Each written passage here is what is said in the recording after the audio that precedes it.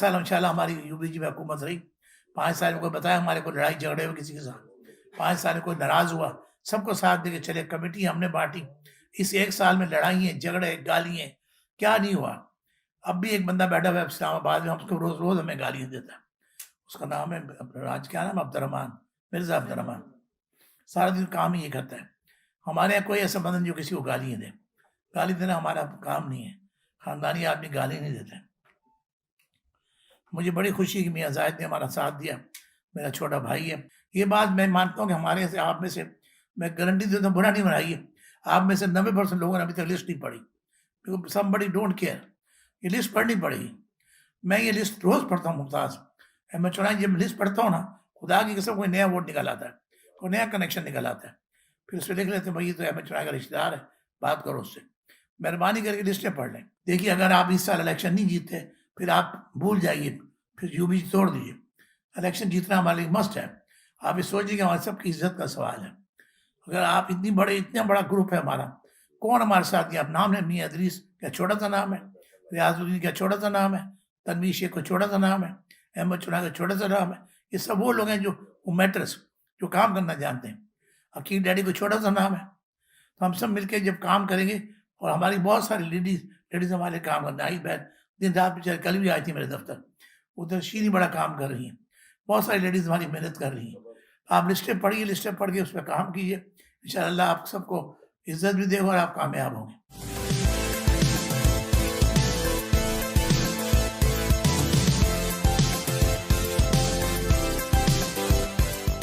इसी तरह का वाक़या इन्होंने इससे पहले किया, जब जनरल बॉडी की मीटिंग में और इसी की मीटिंग में इन्होंने यहाँ से ये फैसला किया कि कराची से हेड ऑफिस जो है वो इस्लामाबाद शिफ्ट कर लिया जाए।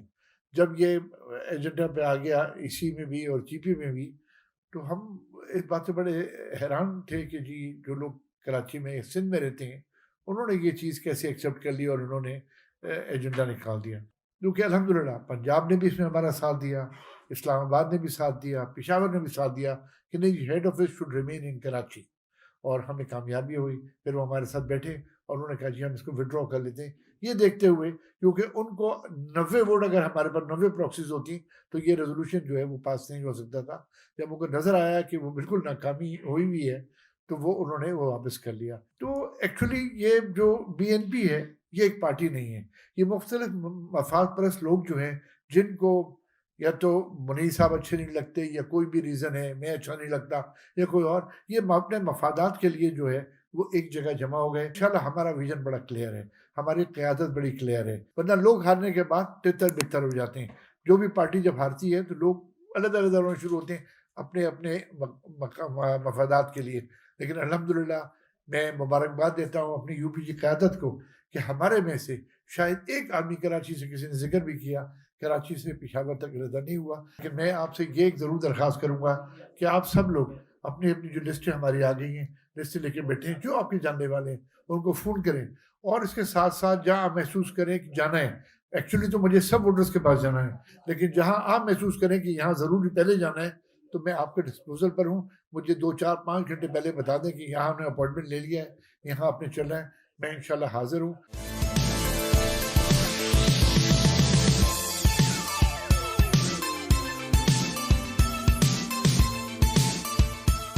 आज अगर हम सपोर्ट करते हैं यूपीजी को तो उसकी एक बहुत बड़ी वजह है, वो सब चीज़ें उसकी वजह वो है जो हमने देखी है। मैं छोटा-सा था भाईजान, जब वालिद साहब के साथ आया करता था कुरंगी एसोसिएशन, एक छोटी-सी एसोसिएशन होती थी, इतनी ज़्यादा उसकी स्टैंडिंग नहीं थी। लेकिन हमारे भाईजान ऐसे मुनीर साहब की क़यादत के अंदर, सरबराही के अंदर, जिस तरह से इस एसोसिएशन ने डेवलप किया काटी ने, वो एक सिर्फ़ एक एग्ज़ाम्पल है कि किस तरीके से अगर लीडरशिप अच्छी हो, तो किस तरीके से with the passage of time चीज़ें चेंज हो जाती हैं। सिर्फ़ को काटी को नहीं बल्कि आप देखें कि जो टिडैप था जिस ज़माने में भाईजान वहाँ पे उसको हेड कर रहे थे, तो टिडैप किस तरीके से टर्न अराउंड हुआ और मुख्तलिफ़ बेतहाशा इदारे जहाँ-जहाँ पे भाईजान ने एक अपनी सरपरस्ती का एक हाथ रखा, तो वो इदारे टर्न अराउंड हो गए। फेडरेशन का भी यही एक हाल रहा। फेडरेशन जो है उसके अंदर जब 5 साल यूबीजी की एक क़यादत रही है, तो उस ज़माने में कितनी चीज़ें थी, कितने इंटरनल बेतहाशा मसाइल थे, वो वक़्त के साथ-साथ चीज़ें इम्प्रूवमेंट की तरफ आती गईं। लास्ट ईयर इनकी अलालत की वजह से और कुछ वजूहात की बिना पे फेडरेशन में एक तब्दीली आ गई थी, जिसका रिज़ल्ट लोगों ने देख लिया कि वो कोई बहुत मुस्बत नहीं आया। मुझे बड़ी खुशी है कि इस तरीके से चलते रहे तो इंशाल्लाह हम बहुत आगे बहुत अच्छे तरीके से जाएँगे। मैं खालिद तवाब साहब को एक्नॉलेज करना चाहूँगा। खालिद तवाब साहब को जो नॉमिनेट किया है, I think he is a very undisputed leader of the business community. इनकी कंट्रीब्यूशंस बड़ी ज़बरदस्त रही हैं बिज़नेस कम्युनिटी के लिए।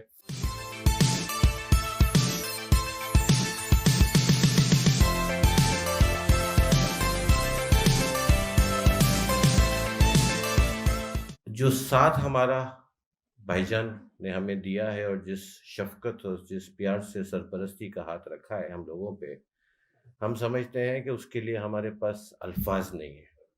Very rightly said by Salim that 1988 when Bhaijan became the chairman of Kati, Kati had a small piece of land and a very small room. और आज Kati इस 88 मीन्स 32 ईयर्स में आपने देखा कि न सिर्फ एक बहुत बड़ा स्ट्रक्चर, एक बहुत बड़ी बिल्डिंग, एक बहुत बड़ा स्ट्रॉन्ग फाइनेंसेस और पूरे पाकिस्तान में, बल्कि वो ग्लोबली रिकग्नाइज्ड इदारा है। इसी तरह से जब 6 साल पहले यूबीजी बनाई गई तो जो फेडरेशन का हाल था, और मुझे इस ऑनर है कि मैं right from the day one UBG के साथ बहुत ज़्यादा नज़दीक से अटैच रहा और जिस तरह से कामयाबियां हासिल की। It was unfortunate last year कि भाईजान की एब्सेंस की वजह से we could not succeed. Khalid भाई, मैं समझता हूँ you are the best choice all over Pakistan and इंशाल्लाह the entire business community including all of us will work hard and fast and ensure.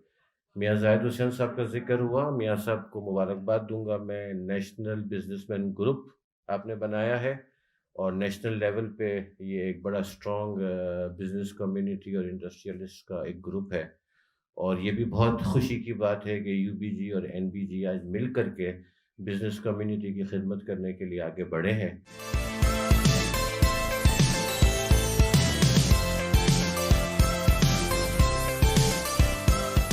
Federation में लास्ट टाइम नहीं, मैं क्या करूं, मैं ऐसा ही हूँ।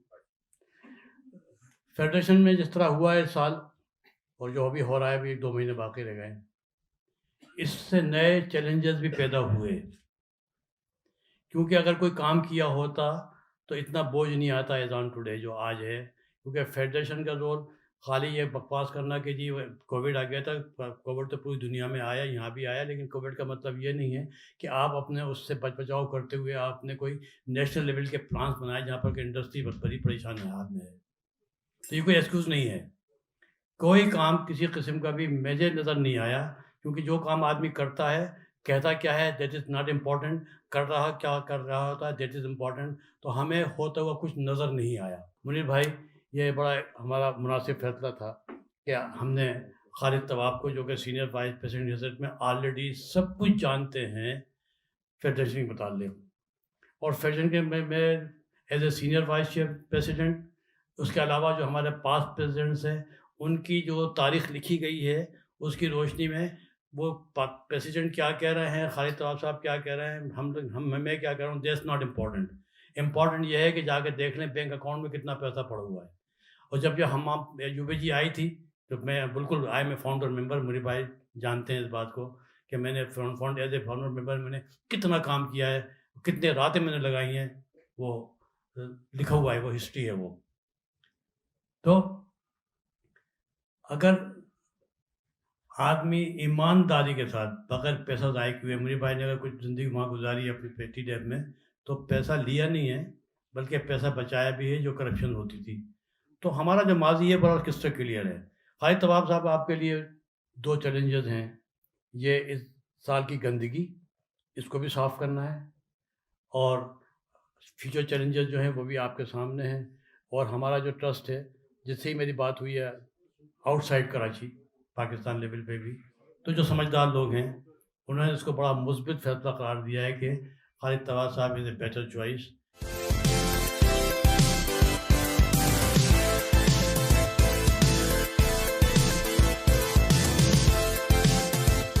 मुनीर भाईजान जो है वो उनका विजन और उनकी सोच जो है वो मैं पिछले 5-6 साल से कंटिन्यू साथ हूँ, और अल्हम्दुलिल्लाह हर दिन हर वक्त जब भी मैं इनसे मुलाकात करता हूँ, सिर्फ फ़ोन पे बात करता हूँ, तो कुछ ना कुछ सीखता हूँ।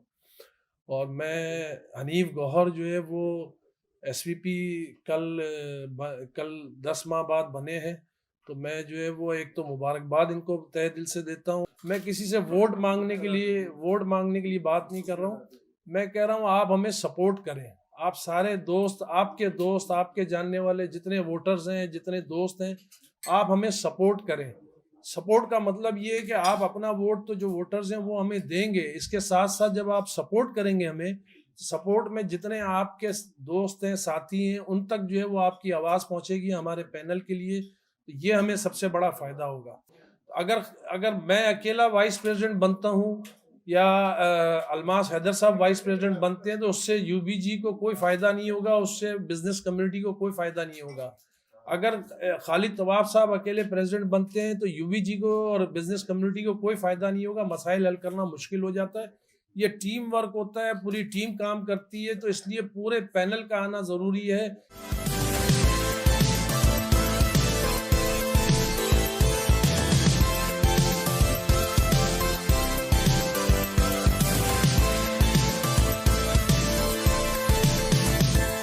हम ये बात इस्टेब्लिश मेरिट पे करें कि हमारे जो कैंडिडेट्स हैं वो हर लिहाज से अपोजिशन के कैंडिडेट से बहुत बेहतर हैं और उनमें वो तमाम सलाहियतें हैं कि वो बिज़नेस कम्युनिटी के उन मसाइल को हल कर सकेंगे जो आप उनसे एक्सपेक्ट कर रहे हैं, जो आप उम्मीद उनसे लगा रहे हैं।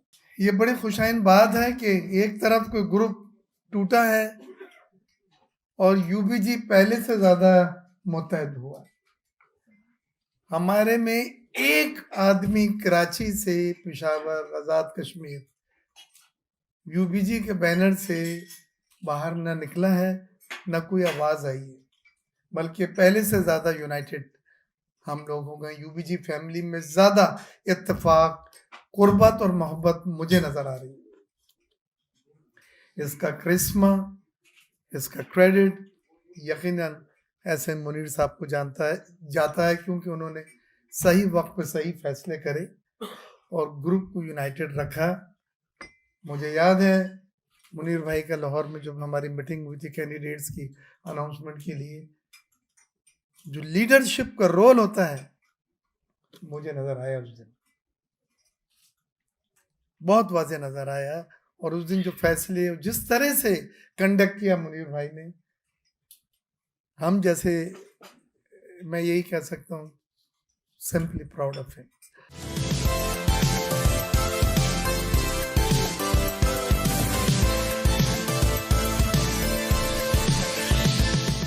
आज बहुत सारे अखबारों ने भी कवर किया कि जो UBG के साथ पिछले साल ज्यादती हुई, अल्हम्दुलिल्लाह हमारे लीडर की, एस एम मुनीर साहब की, और पाकिस्तान में जितने हमारे लीडर्स हैं तमाम के तमाम लोग हों, ये उनका विजन था, ये उनकी सोच थी कि जो हमारी ज्यादती हमारे साथ हुई है, कम से कम बाकी ज्यादती का बदला तो इंशाल्लाह, जिस तरह से हमारे तमाम दोस्त इलेक्शन की तैयारियां 2021 की कर रहे हैं, वो तो हम इंशाल्लाह अपना बदला 30 तारीख को लेंगे।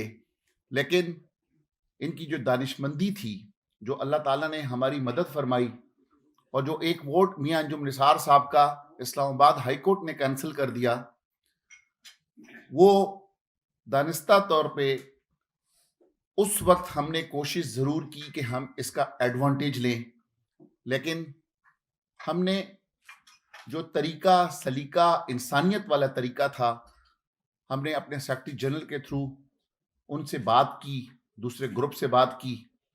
देखिए कि आपके अपने इल्म के अंदर है, आप अपने दिल पर हाथ रख के बताएं कि मियां अंजुम निसार साहब ने वोट यकीनन हनीफ गौहर को तो नहीं डाल सकता, वो आसिम गनी उस्मान को, क्योंकि वो उनका कैंडिडेट था। अगर खालिद तबाब आज खड़े होंगे इलेक्शन के प्रेसिडेंशियल कैंडिडेट के लिए, तो यकीनन जो खालिद तबाब साहब हैं तो वो अब्दुल रऊफ आलम साहब को डालेंगे, अब्दुल रऊफ मुख्तार को डालेंगे वोट, क्योंकि वो इनके सीनियर वाइस प्रेसिडेंट के कैंडिडेट हैं। क्योंकि जो ग्रुप के वोट होते हैं वो हमेशा ग्रुप में डाले जाते हैं। उनके साथ बड़ी कोशिश की गई, लेकिन उन्होंने उस अंदाज में उस बात को नहीं माना।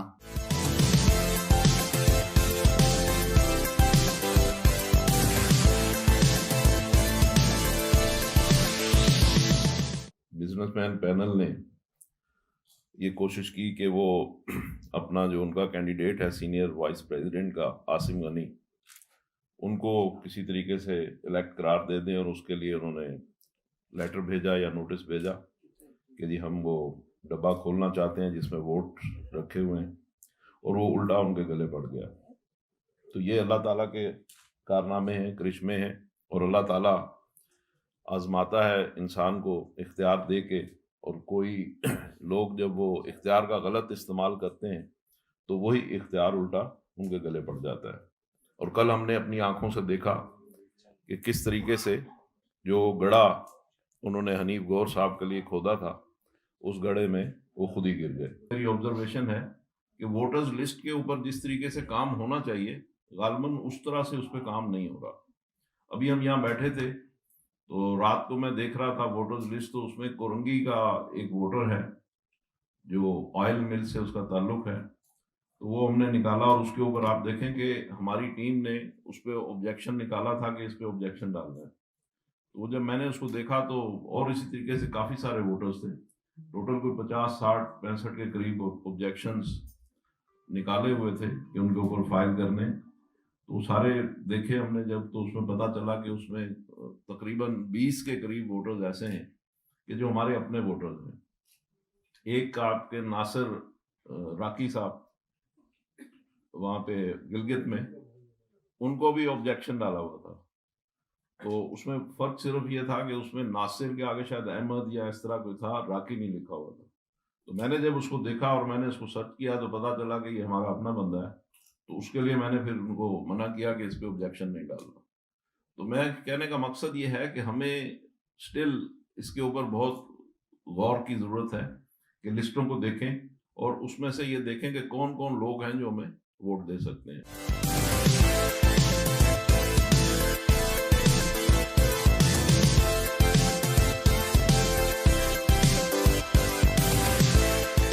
थैंक यू, आप आए, और ये बिल्कुल गलत नहीं होगा, जिधर आप होते हैं अल्लाह ताला वहाँ कामयाबियाँ और रौनकें खुद ही लेकर आते हैं। तो आप सबकी आमद का बहुत शुक्रिया। हसीब साहब, आरिफ जीवा साहब, इख्तियार बेग साहब, मियाँ जाहिद साहब, आपको बहुत मुबारक हो हनीफ गौर साहब। एंड हमारी बहुत दुआएं हैं कि इंशाल्लाह आपको अल्लाह ताला, खालिद तबाब साहब आपको अल्लाह ताला प्रेसिडेंट ज़रूर बनाएगा FPCCI का। ज़ुबैर छाया साहब, आप सब लोगों का बहुत शुक्रिया। गुलजार फिरोज़ साहब, यहाँ पे माशाल्लाह सब मौज़िज़ीन फ्रॉम FPCCI और काटी, आप सब की आमद का बहुत शुक्रिया। आप सब लोग यहाँ आए, तशरीफ़ लाए और इस महफ़िल को पुररौनक और बावकार बनाया।